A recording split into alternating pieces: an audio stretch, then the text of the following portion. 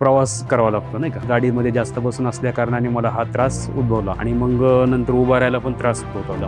MRI केल्यानंतर लक्षात आलं की ते डिस्क बल्कचा प्रॉब्लेम झालेला आहे. माझं नाव नईम कादर पठाण.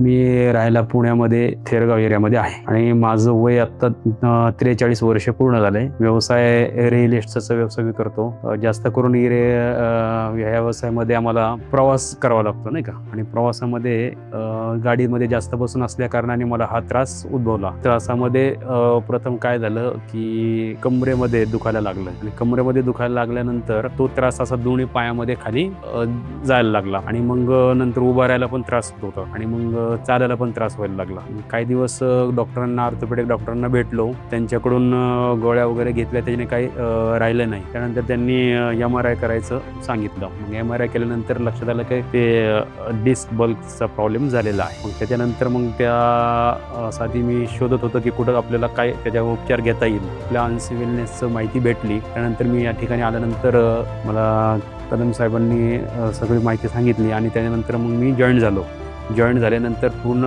26 सेशन्स होते. त्यातले 20 ते 22 सेशन्स मी रेग्युलर पूर्ण केले. त्यानंतर मला 7 ते 8 सेशनच्या नंतरच थोडंसं रिलीफ व्हायला लागलं. 7-8 सेशनच्या नंतर रिलीफ म्हणजे थोडंसं दुखायचं कमी झालं. चालायची स्पीड म्हणजे थोडी वाढली.